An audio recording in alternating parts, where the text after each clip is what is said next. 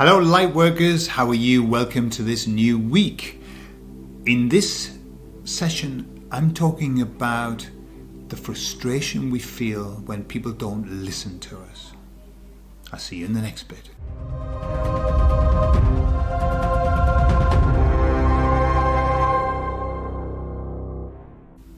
So, let me tell you what I mean by that introduction.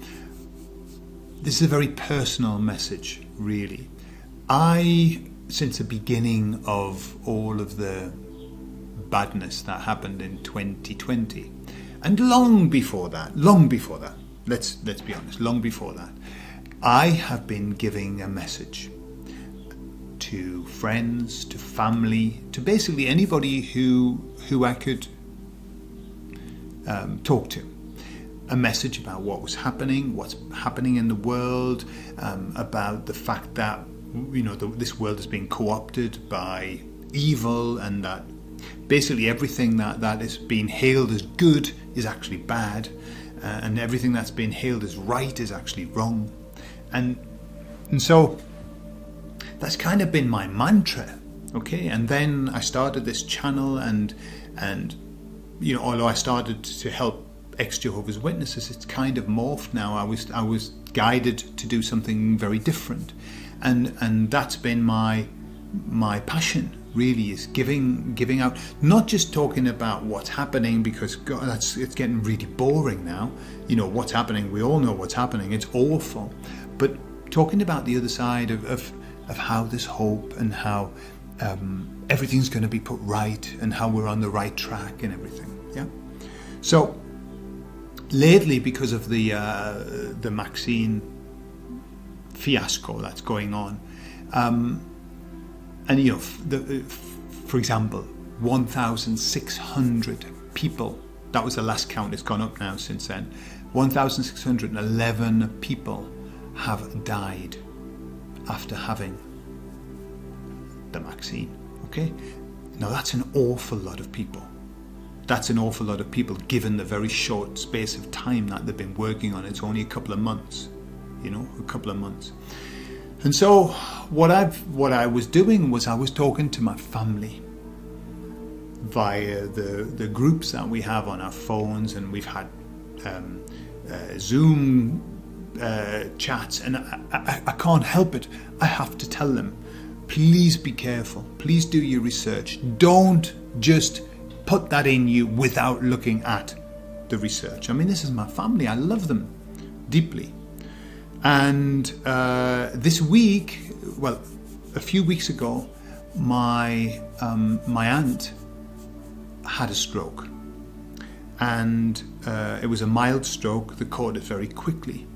But she lost use of a leg and arm, and she's recuperating slowly. And so I found out that 2 weeks before, or a week before, she'd had the vaccine, and it's the AZ one. That comes from Oxford, so that they give it that name, so it sounds like it must be really good. And all of the issues, it's been stopped in 17 countries. It's been stopped from being used in 17 countries. Why? Because of blood clots, because of thrombosis, because of all to do with clotting of the blood. Okay? So I was like, I talked to my auntie long and hard, and I sent information, I sent videos of people who were saying, a woman with a paralyzed face saying, wherever you do, don't get it. Okay? And she got it. And she had a stroke. So then I'm talking to my brother, and I'm talking to my brother because my mum's very poorly at the moment, and my brother's a Jehovah's Witness, and he doesn't talk to me. But in moments of crisis, they are allowed to talk. Okay? I don't particularly want to talk to him because he's ignored me for the last 20 years. But anyway. And so what does he do? He tells me in a message, just so you know, I had the vaccine last week. I've been really ill, and I've got blood in my urine. I'm going to see the doctor. Okay? And I said to him, you are aware that 17 countries have banned it because of problems with coagulation of the blood, with blood clots. Please do your research before you think about taking the second one, because what I've heard, the secondary effects are 10 times worse with the second one. 10 times worse. Okay? And he said, fair point. And you know, and this was his like, yeah, you don't need to tell me this. He said, yeah, I talked to the nurse about that. They were my questions before I had it. And so I thought, so what did you talk to the nurse about? Hey, I've heard that 17 countries have just banned it, and there's problems with coagulation. What do you think? I think it's okay. Go on then. Yeah, so, you know, I talked to the nurse about it. What does that mean? Does that mean it's okay? No. So there you are. And then he sent another message. I've been to the hospital, they've been great. They said it's absolutely normal. Okay? And I've got some antibiotics and it'll be sorted in a week, you know. Everything's fine. All right? So then I've got my uncle, who is one of the fittest people that I know. He's only 4 years older than me. He's extremely fit. He has never, ever been overweight. He has never been anything, really, like in terms of illness. He's always taken care of himself. And I talked to him a long time ago, and I said to him, Kevin, please do your homework about, because he was talking about starting to take statins. And I said, please do your homework, Kevin. The statins have been linked to all kinds of secondary effects that are very serious. And he said, I looked at it, and what I'm aware of is that the risks are far outweighed by the benefits. Okay? And I said, okay, but I've heard really bad stuff. So he started taking them, and lo and behold, a month or two later, he was diagnosed as diabetic. Okay? When you look at the secondary reactions to statins, you will see that diabetes comes up very high. Diabetic people have a diabetic body, which is this round. You can see them. He is fit, and anyway. So I was cheesed off. I was pissed off. And my stepfather was put on statins because he had very, very, very, very, very slight cholesterol. And all of the hair fell out of his body. All of it. He had a beautiful head of hair. And then suddenly he was bald. He had no eyebrows. He had no body hair whatsoever. When they went to the doctor said, "Ooh, I think I put you on too high of a dose." His hair never came back. Okay? And from that moment, he went like that. Down. To be in a gibbering wreck. Okay?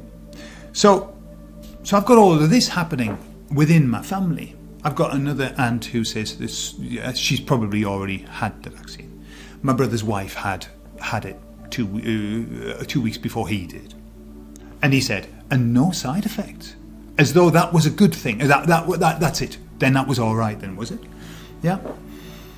Obviously, you know, side effects have to be measured across years, not weeks, years. I mean, the fact that we've got people who are dropping down dead and all kinds of horrible things just days after. God only knows what the long-term effects are. I don't know. Anyway, so I've been really pissed off. I've really been pissed off. And so I was meditating and I was talking to the guys upstairs in a very pissed off way. And I said to them, what is the point of me telling people? What is the point? I'm wasting my time. What is the point? I'm going to stop. And they said, understand that all of us have a job to do. Your job is to give this message. Your job is to give this message. You have to speak out. You have to. But what your job is not is to decide who listens to you. is to decide who takes notice of the message. That's not your job. Okay? And I thought, okay, that makes sense. What they said was everybody has their plan, their path. Everyone has made their choices on what it is that they're going to experience in this life. And it's not our job to decide who that is. I have a great message here. You should listen to it. And, I'm not alone. I've heard endless stories of people saying, no matter what I say to my family, they get angry, they call me names. Okay? They get really angry. And I think why they get angry is because that's not on their path, and what you were trying to do is to change their path for them when it's their decision and you're on a higher level. And so, yes, we do have a job, and our job is to pass the message on. Our job is to help people to wake up. Our job is to guide people once they've woken up and to show them the way, to light the path. But our job is only to do that for those who have that in their plan. The ones who give us permission to give them the message. And this is something that's very hard for me to handle. It's very hard to handle because I want everybody to hear the message, and I want everybody to wake up, and I want all of the people that I love not to die before my eyes through this kind of horrible, stark manipulation of humankind. But what I'm very aware of is that no matter how much I want that, it ain't happening. No matter how much I want people to listen to me, they're not listening. The people that I want to in my family, they're not listening. And they won't listen. And they certainly won't hear it from you. I believe that the best people to pass on messages are the people that don't matter. There's something about the fact, hang on, you've got something invested in this relationship, and so when you're telling me it, I am not able to listen because there's a dynamic of need, investment, whatever, right? The random people who just go, oh, hey, I was reading something, you know that, hey, you know that, Maxine, well, blah, blah, blah, and that's who they listen to. They listen to people that don't matter. And that isn't bad. It's because there's no kind of manipulation going on there. So it seems, we love these people. We're going to manipulate them. It's like when your mum says to you, oh, you're so good looking, and you say, come on, you're going to say that, you're biased, you're my mum, you're biased. Okay? And we discount lots and lots of things that are said by people who love us. We discount them because they don't count. It's bizarre that we say that. I mean, if anything, it should count 100 times more than a random guy walking down the street going, hey, have you seen the figures? But that's just the way it works. We just like random. We like people who aren't invested. And we trust those kind of people more than we do trust those who love us, which is bizarre, but it's just the way that everything is. Upside down, back to front, and inside out. So they said to me, let the people play their part. Every role is valid. And in the scheme of things, if people do something that damages them and off they go. This is never ending, this life. This existence is never ending. It's not like they've forfeited everything. I mean, even if we looked at it in terms of the mark of the beast, and those who accept the mark of the beast will be thrown into Gehenna to burn for all eternity. But even then the Bible says that Jesus comes down and takes them all out and brushes them down and, puts some new clothes on them, and then off they go to paradise. So it's not that bad. It's not that bad, It just seems that way because we're in it. We're in the middle of this game that's being played out, and we're taking it very seriously. I'm taking it very seriously. And it should be that way. We should take it seriously, but we have to remember that it's a game. And sometimes I forget.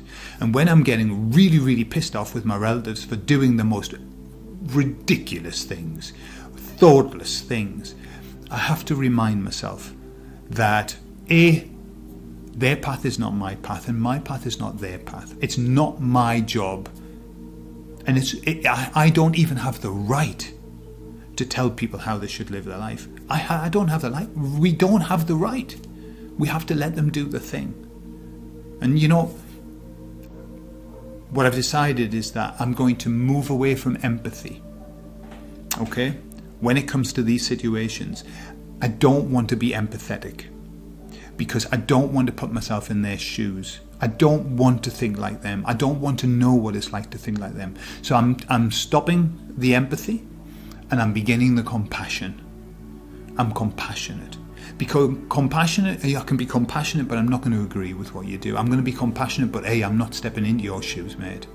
Yeah? I'm compassionate. It's sad. It's very sad for me, given the place that I'm in, but maybe it's not sad for them. Maybe that's the right thing. Maybe that's their path. Maybe they've agreed to come down and do that. Maybe they've agreed that is what somebody has to do it. It was prophesied that some people were going to do it. Somebody has to do it. So if it's prophesied, then they have to have volunteers to go, well, okay, I'm willing to go and fulfill that prophecy. If that's the way it works, maybe. So somebody's got to do it.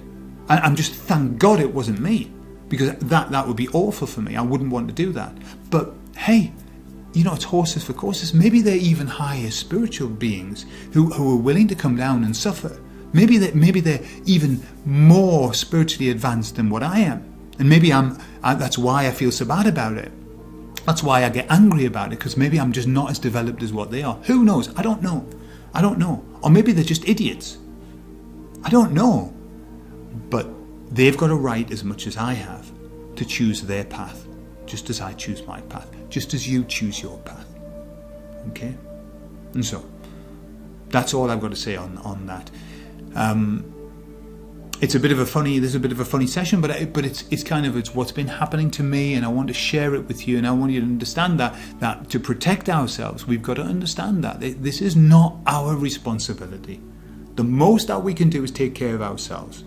The most that we can do, take care of ourselves and our children, right? And not even your partner. And if your partner's not on board with you, you can't do anything about it. There are loads and loads of people partnerships are splitting up because people are discovering, that we're in a world split, we're in an earth split.